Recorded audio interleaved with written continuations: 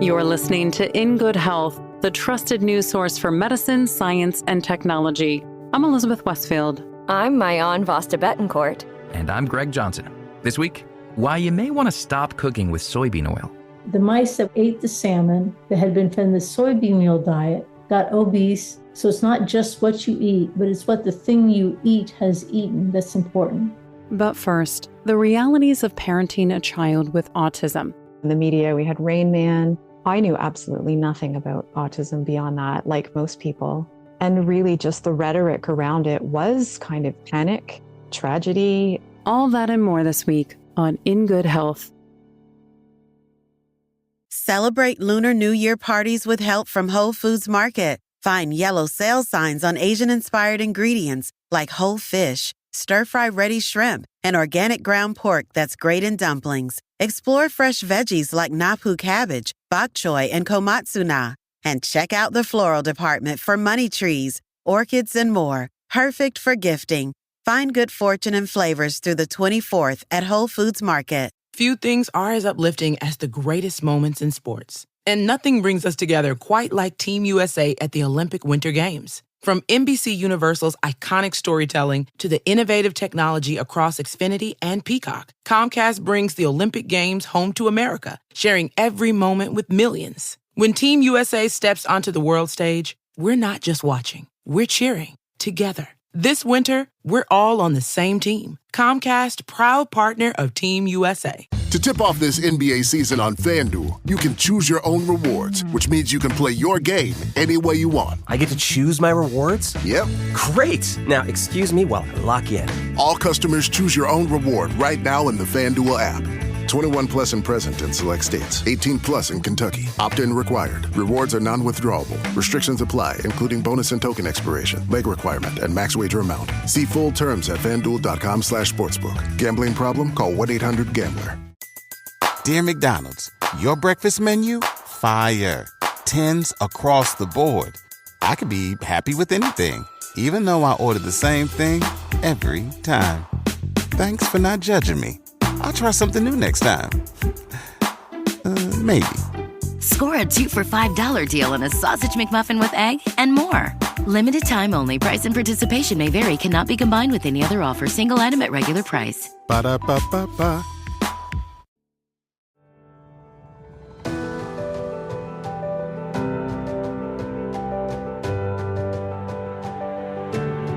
Julie Green had a smart son. Everyone would tell her. Whether Carson was rattling off license plate numbers, repeating words in a foreign language, or reading aloud from the local paper as a toddler, people noticed. But their praise was often followed by a pause and look of concern. Perhaps he was too smart. They would say, "You might want to speak to his doctor." At 3 years old, Carson was diagnosed with autism spectrum disorder. And though our research and understanding has come a long way, all Green knew at the time was that her son would be labeled as different. We really did not know much more. In the media, we had Rain Man. I knew absolutely nothing about autism beyond that, like most people. And really just the rhetoric around it was kind of panic, tragedy. The discourse was really very different. It was a lot of fear mongering and a lot of pressure on parents. Like, if you don't hurry and get all these interventions, your child won't be able to do X, Y, and Z. They won't be able to live a fulfilling life. And so Green and her husband threw Carson into the various programs being recommended. But as Green writes in her new book, Motherness, a memoir of generational autism, parenthood, and radical acceptance, many of the therapies ended up doing more damage than good. She says the constant cycle of practitioners pointing out Carson's deficits impacted both his development and self-esteem. When you're constantly being corrected and led to believe that the way you are existing is not the right way of being, I think you internalize a lot of that pressure and that negative self-belief. So unfortunately, as a parent, you really want the best for your child, and you're led to believe you have to hurry and do all of these therapies. So you're doing it from this place of wanting the best for your child, but not actually realizing that sometimes it could have a negative impact. Thankfully, not all the experiences were harmful. He tried applied behavioral analysis therapy, language and speech therapy, and occupational therapy, all of which had positive effects. However, there was always this pressure looming over the family to be better. Looking back, I wish I hadn't felt such pressure and I could have just enjoyed being with him, enjoyed that connection without both of us getting trapped in that pressure to help him achieve certain milestones and always pushing him to develop, because autistic kids will develop often kind of on their own timeline. They do need supports, but they have to be delivered in a way that's supportive and enjoyable and not within a framework that's telling them, that critical framework that's inadvertently telling them they're wrong the way they are. These critiques are ones Green is all too familiar with. People felt comfortable pointing out any of her perceived flaws growing up because they deemed it a symptom of her being an only child. It was, she's really used to getting her own way. She's really kind of difficult and picky and spoiled. So these were all framed as like personality flaws in a way. And also she's extremely shy. And there was such a stigma even attached with shyness when I was growing up that, you really have to change.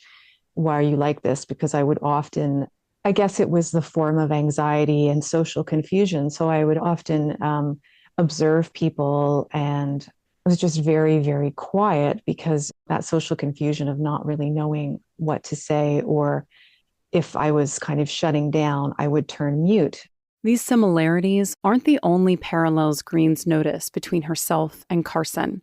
She could sympathize with his sensory issues, and they both experienced some form of face blindness, finding it hard to recognize familiar people in their lives. It was a little uncanny because there would be this crossover at times, would be like, well, I'm really sensitive to that as well. Or, gee, I really struggle when there's a change of plans and transitions. And there were these echoes of seeing myself in him.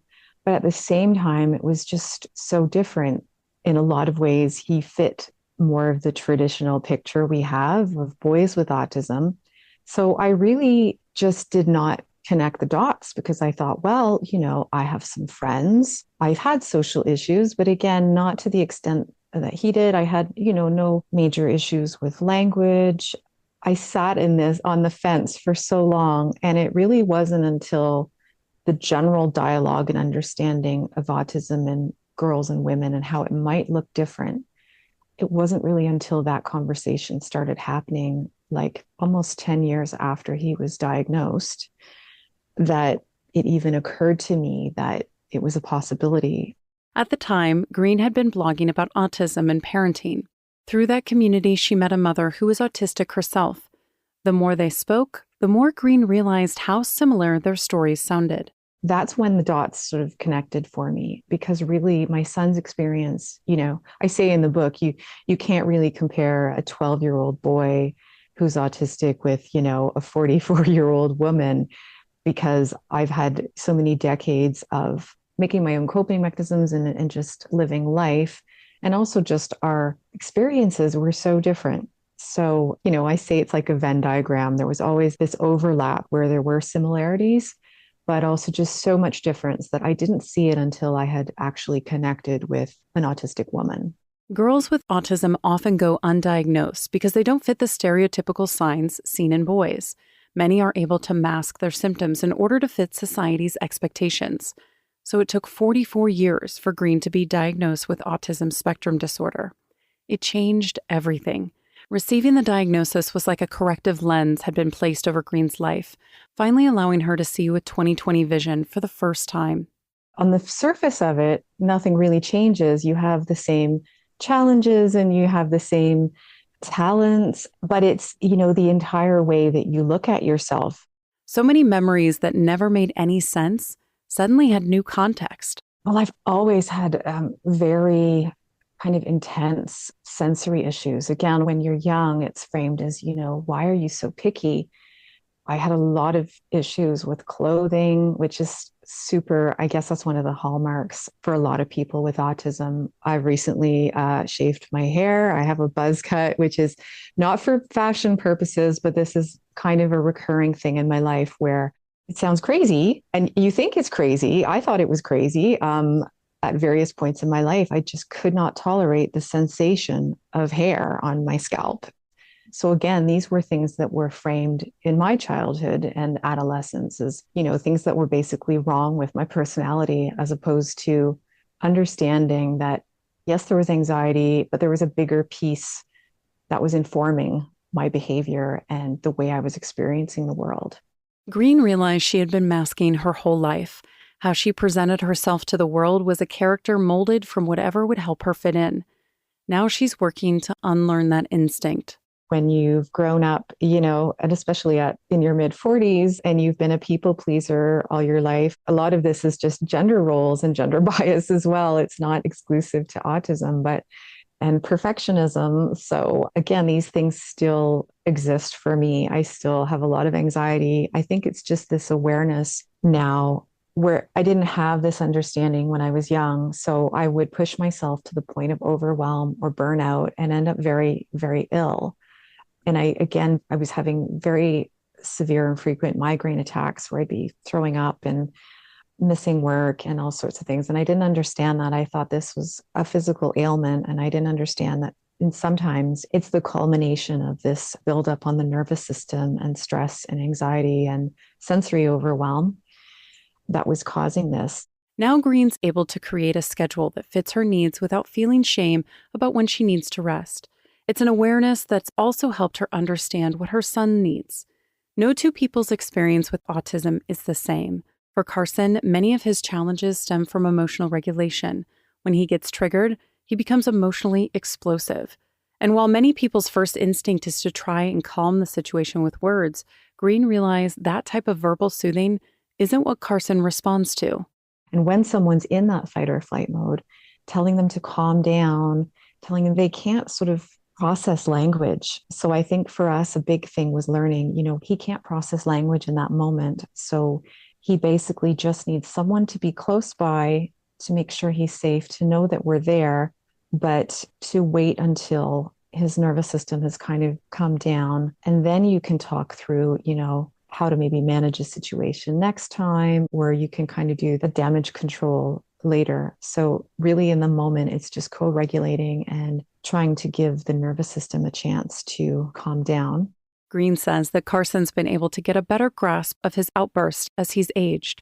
His emotional regulation now at 17 is much different than 10 years prior. His nervous system is a little bit better able to cope with certain things, but it's also building that awareness for him. And I think now when he gets upset, he still might shout. He still tends to react in a bigger way, but it's not physical. He's also learning how to kind of manage and advocate for himself, which is a big piece. Learning the cause of Carson's behaviors and what those were signaling were huge parts of recognizing his needs. Unfortunately, this awareness isn't always present in schools, where Green says behavior is often viewed as either good or bad. At all levels, in all grades, I think a lot of educators are still seeing behavior through kind of a disciplinary lens, as opposed to, they say in autism circles that, all behavior is communication. So if a child is acting out, that's kind of a signal to you that there's like a lagging skill or something that they're missing or needing. Are they feeling overwhelmed? Is there a sensory issue? Do they need regular breaks to move around? Unfortunately, behavior in a lot of schools is still met with disciplinary measures. They lose access to recess, which they desperately need, or, they get detentions or suspensions in high school. What it all boils down to is a mindset shift. And Green doesn't think it's only needed in schools. When Carson was young, his outbursts sometimes made it difficult for him to socialize with other kids. Someone would be pushed to the ground or a hat would be stolen, and the fun would suddenly be over. So there were a lot of well-meaning people who did include us and make those attempts, which I'm really grateful for. There were other people who were terrible and pretty much likened my child to being a monster and wanted him out of school, wanted him out of the classroom. And I think there's space for all those emotions, right? I can understand other parents obviously want to keep their children safe, but that is not the way to help build an inclusive society. We also can't just throw everybody together and hope for the best. Green says it takes support and resources, but believes there's a balance that allows for a safe and fun time for all kids. It's a mission that will take more public awareness and understanding, which she's contributing to with her new book, Motherness, available now wherever books are sold. You can find more information about Julie M. Green and all of our guests on our website, ingoodhealthpodcast.org. For more behind the scenes, follow In Good Health Pod on Facebook, Instagram, and X. Our writer-producer is Kristen Farrah. Our executive producer is Amira Zavari. I'm Elizabeth Westfield.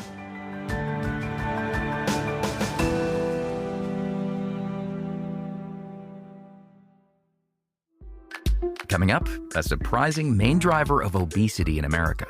When In Good Health returns.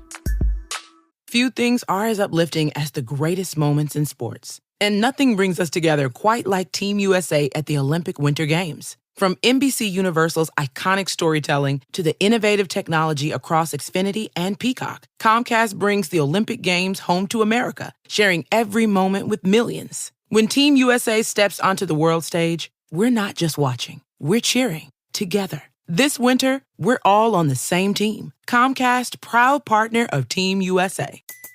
Dear McDonald's, your breakfast menu? Fire. 10s across the board. I could be happy with anything, even though I order the same thing every time. Thanks for not judging me. I'll try something new next time. Maybe.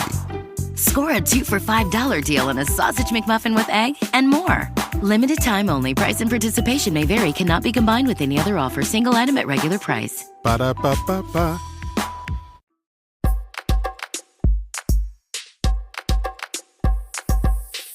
If you've been down the baking aisle at your local market recently, you may have noticed an uptick in cooking oil options. What used to be a shelf of the basics has now exploded into a full display of options, including vegetables, nuts, fruits, and animal fat. Still, one product reigns supreme as the most consumed cooking oil in America: soybean oil. Its neutral flavor, versatility, and low cost has made soybean oil the most commercially popular option. But Sonia Diol says its abundance of linoleic acid, or LA, makes it appealing to our bodies. It's important to remember that the polyunsaturated fatty acids, the omega-6 and omega-3s, those are considered to be essential for our bodies, which means that animals cannot make those fats themselves. Whereas most of the saturated fatty acids, they can be produced inside our bodies also from other compounds that are available. So it's important that our diet includes these essential fatty acids. However, our inability to make them also means that our bodies automatically hold on to any linoleic acid we consume. Diol is an assistant professional researcher in the Department of Microbiology and Plant Pathology at the University of California at Riverside. She says that despite food being readily available for most Americans, our bodies still operate as if we don't know when our next meal will be. For the longest time, humans were in the state of battling hunger most of the times, right? You were trying to get food. More people were in a state of famine than feast. But now in today's day and age, we actually have an abundance of foods that are very rich in these fatty acids, which our body still thinks that it needs to hold on to. So as a result, we actually can accumulate a lot more of these essential fatty acids than what is necessary for us just to function properly. Which means that our bodies are holding on to much more fat than needed to survive. In fact, Diol and her co-author Frances Slaydick recently published a paper that links soybean oil to America's obesity problem.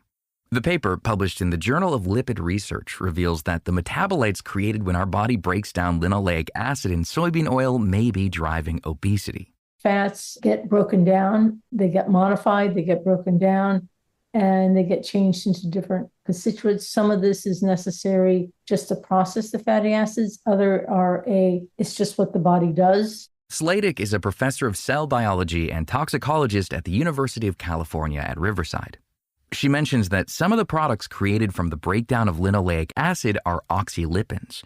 These are key molecules for promoting inflammation, reducing the body's ability to efficiently process and store fat, and driving fat gain. There are specific enzymes that create oxylipins, so for Slaydick and Diol's experiment, one group of mice were genetically altered to not produce those key enzymes. Interestingly, the altered mice did not get as fat as the regular rodents when fed the same high soybean oil diet. The researchers then took it a step further to test if their hunch about linoleic acid held true, feeding a third group of mice coconut oil. Where soybean oil contains around 55% LA, coconut oil has just 2%. Again, this group of mice gained significantly less weight than the normal mice. And when they took a deeper look at the data, Sladek says there was one main common denominator across the groups. So our collaborators looked at all the metabolites in the liver, all the metabolites in the blood of these mice, the wild type and the genetically modified ones, the ones on the coconut oil diet, the ones on the soybean oil diet. And the thing that came out, the only thing that correlated out of looking at hundreds and hundreds of these metabolites were several of these oxylipins that correlated directly with obesity. They even repeated the test with Plenish, a genetically modified form of soybean oil that has only 7% LA. And when we looked at what was happening with to the metabolites in that case, to the oxylipin metabolites, we saw that there was lesser formation of those as compared to the conventional soybean oil, the regular soybean oil. And the mice got less obese. While this research shows a pretty convincing correlation, the team is unable to repeat these experiments in humans, citing ethical concerns. However, by pulling data from the USDA and CDC, they can see that correlation seems to also hold up when tracking the national rates of obesity and increase in soybean oil consumption. And while not all animal studies can be accurately translated to effects in humans, Sladek believes this is one area where we can assume the results would be extremely similar. The need of an animal for linoleic acid is completely conserved across evolution.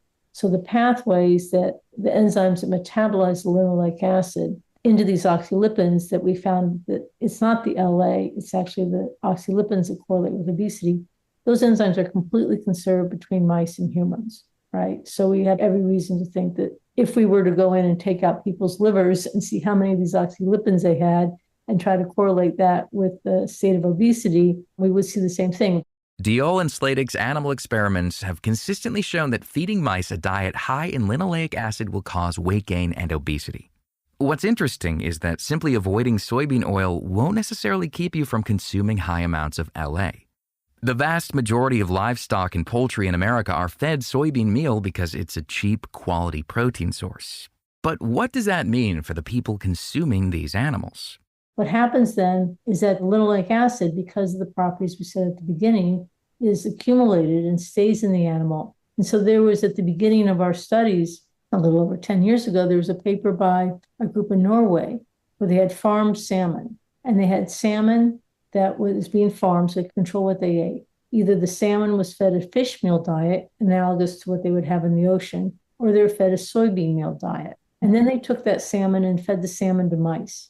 And the mice that had the salmon that had been fed fish meal were fine, healthy, no obesity, no diabetes. But the mice that ate the salmon that had been fed the soybean meal diet got obese and diabetic and insulin resistant and fatty liver, just like the mice that we had where we fed them the soybean oil directly. So it's not just what you eat, but it's what the thing you eat has eaten that's important.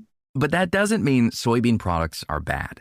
Sladek and Diol don't think these findings should scare people away because, again, linoleic acid is essential for our bodies to function properly. However, the average American is consuming much more LA than needed. Soybean oil is the primary fat source in processed food, including chips, salad dressings, and baked goods, not to mention all the fried options at fast food places. Next time you get groceries, check the labels. You'll be shocked to find this oil in the most unassuming products. Being cognizant, reading what you're eating, and I think Americans are getting very good at that. And when you have those options to have something that is not based on soybean oil or corn oil or safflower or sunflower seed oil, choose the alternative.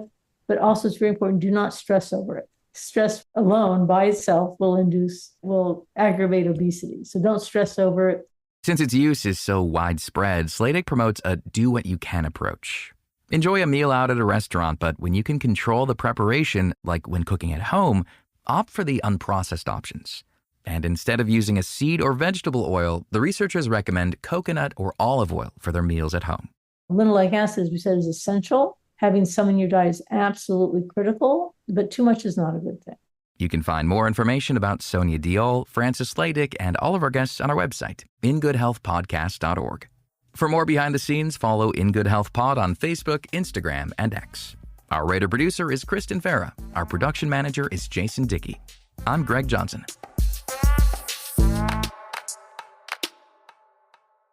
In Good Health returns in just a moment.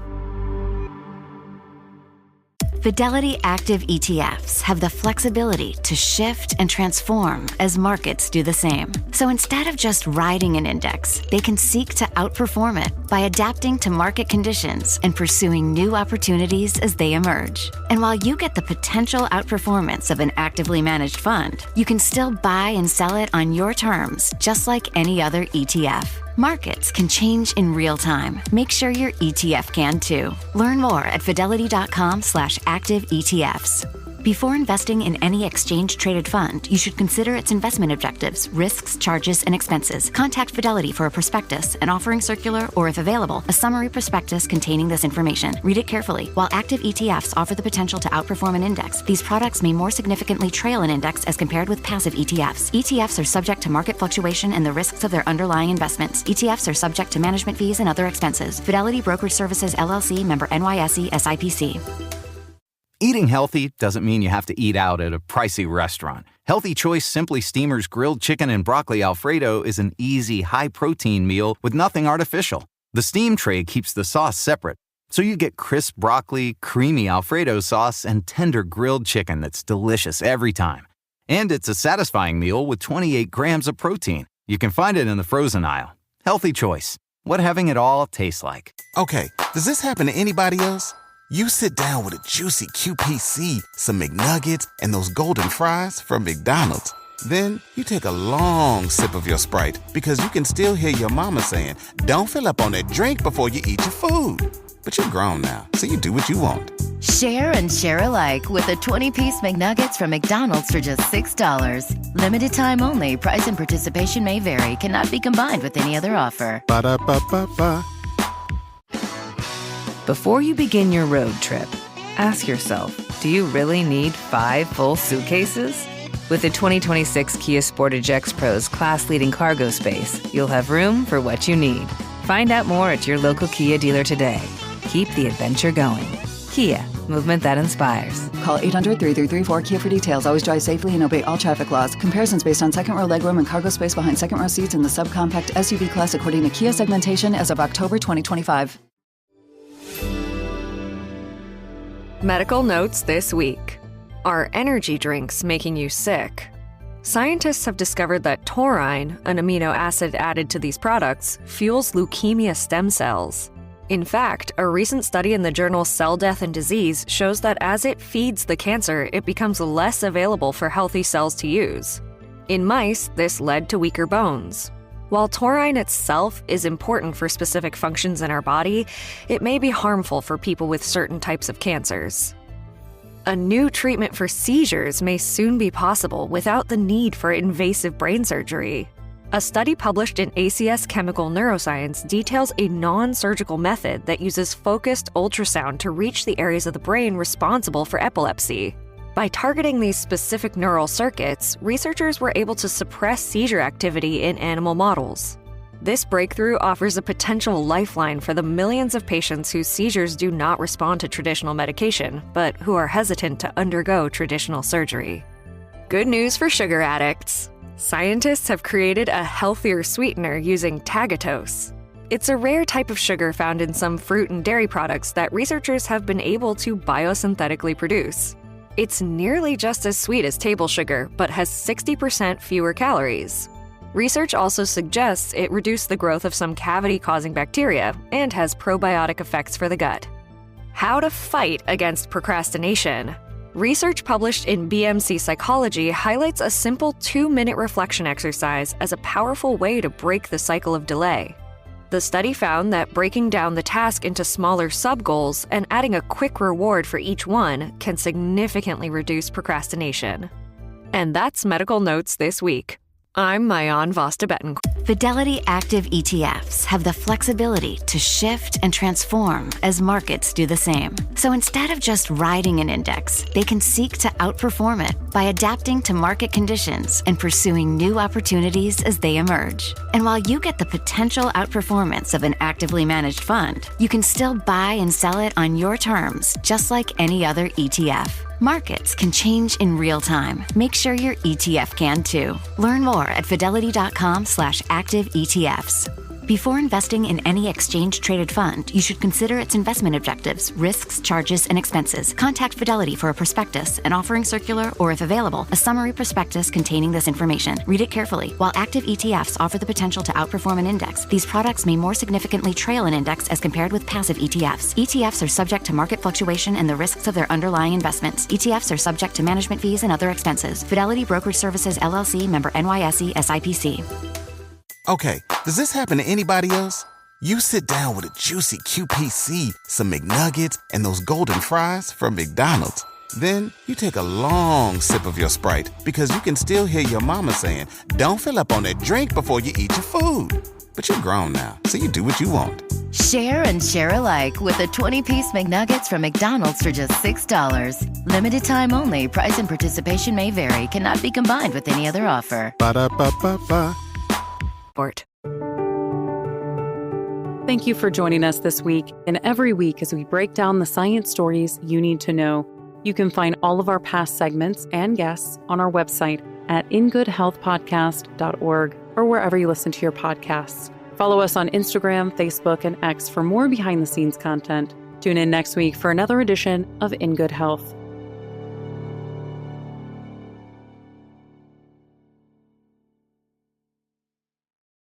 Celebrate Lunar New Year parties with help from Whole Foods Market. Find yellow sale signs on Asian-inspired ingredients like whole fish, stir-fry ready shrimp, and organic ground pork that's great in dumplings. Explore fresh veggies like napu cabbage, bok choy, and komatsu na. And check out the floral department for money trees, orchids, and more. Perfect for gifting.